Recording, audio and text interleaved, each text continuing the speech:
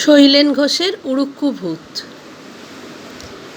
সেদিন দুপুরবেলা ঝড় উঠেছিল, সাঁই সাঁই পাঁই পাঁই করে।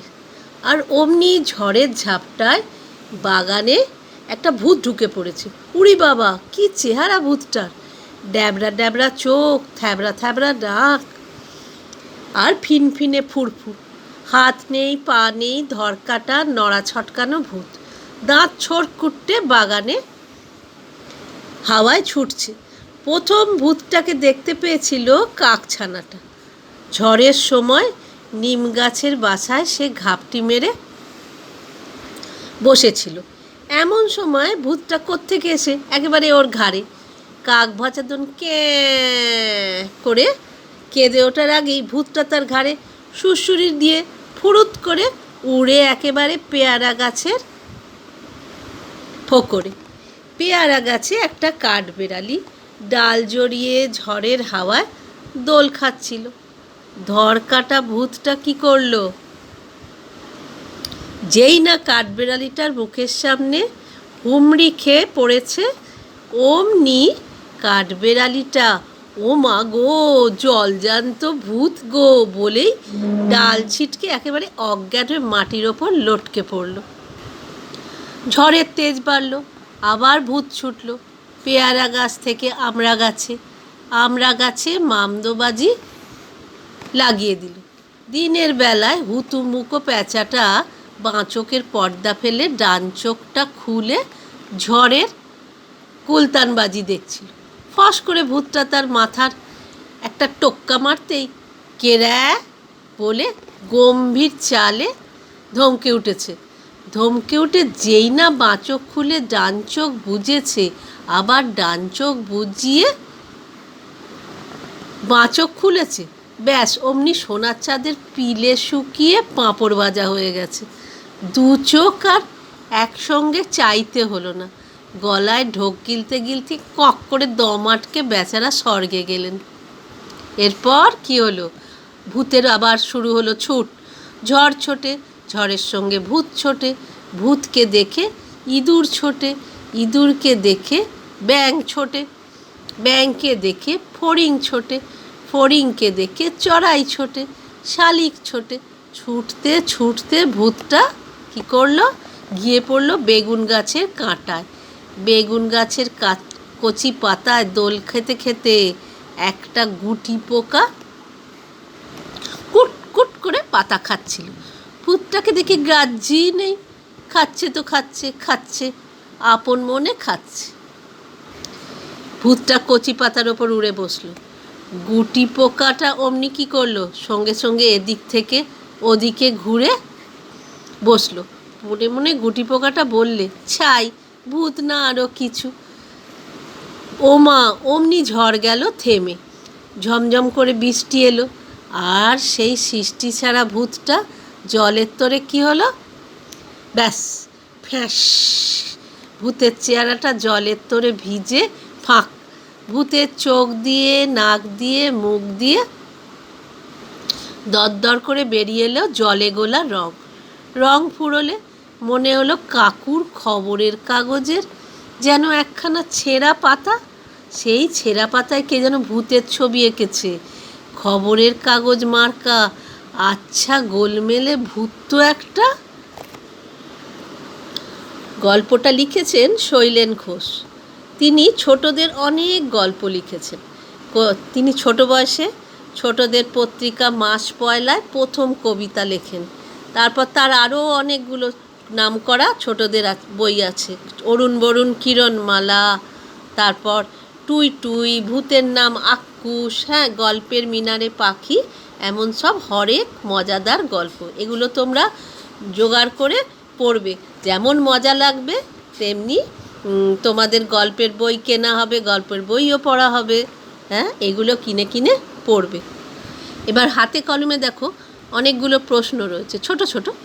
দেখো, 1 নম্বরে আছে, ভূতকে প্রথমে কে দেখতে পেয়েছিল? ভূতকে প্রথমে দেখতে পেয়েছিল কাকছানা। কাকের ছানাটা কোন গাছের ডালে বসেছিল? কাকের ছানাটা নিম গাছে বসেছিল। আমড়া গাছে কে বসেছিল? আমড়া গাছে বসেছিল হুতুম প্যাঁচা। কে কুটকুট করে বেগুন গাছের কচি পাতা খাচ্ছিল? বেগুন গাছের কচি পাতা কুটকুট করে খাচ্ছিল গুটি পোকা। এবার 3-4টে বাক্যে উত্তর দাও। 2-এর 1, দেখো ভূতের চেহারা কেমন ছিল? ভূতের চেহারা ছিল ড্যাবড়া ড্যাবড়া চোখ, থ্যাবড়া থ্যাবড়া নাক, আর ফিনফিনে ফুরফুরে গা হাত পা। হাত নেই, পা নেই, ধরকাটা, নড়া ছাটকানো, দাঁত ছড়কুটে একটা ভূত। ভূতকে দেখে হুতুম প্যাঁচার অবস্থা কেমন হয়েছিল? ভূতকে দেখে হুতুম প্যাঁচার অবস্থা হয়েছিল পিলে শুকিয়ে পাঁপড় ভাজা হয়ে গেছিল তার। 2 চোখ আর একসঙ্গে চাইতে হলো না, গলায় ঢোক গিলতে গিলতে কক করে দম আটকে বেচারা স্বর্গে চলে গেল। এবার 3 নম্বর, গুটি পোকা ভূতকে দেখে কি করেছিল আর মনে মনেই বা কি বলেছিল? গুটি পোকা ভূতকে দেখে গাজ্জি করেনি, বেগুন গাছের কচি পাতা আপন মনে খেতে খেতে বলেছিল, এদিক থেকে ওদিকে ঘুরে বসেছিল, আর মনে মনে গুটি পোকাটা বলেছিল ছাই, ভূত না আরও কিছু। বৃষ্টি নামার পর ভূতের অবস্থা কেমন হয়েছিল? বৃষ্টি নামার পর ভূতের চেহারা জলের তোড়ে ফ্যাঁস হয়ে গেছিল, জলের তোড়ে ভিজে ছিঁড়ে গেছিল। ভূতের চোখ নাক মুখ দিয়ে বেরিয়ে এসেছিল জলে গোলা রং। রং ফুরোলে বোঝা গিয়েছিল ওটা কাকুর খবরের কাগজের একটা ছেঁড়া পাতা। ছেঁড়া পাতায় কে যেন ভূতের ছবি এঁকেছে। এটা একটু বড় হলো এই প্রশ্নটা। এবার এই শূন্যস্থান পূরণগুলো দেখো। গুটি পোকা কোন গাছে বসেছিল? লঙ্কা গাছ, বেগুন গাছ না জাম গাছ? বেগুন গাছে বসেছিল। কাঠবেড়ালি কোন গাছে বসেছিল? পেয়ারা গাছ, লিচু গাছ না কলা গাছ? পেয়ারা গাছ। হুতুমমুখো প্যাঁচা আমড়া গাছ, আম গাছ না কাঁঠাল গাছে বসেছিল? আমড়া গাছে। কাগের ছানা নিম গাছে বসেছিল।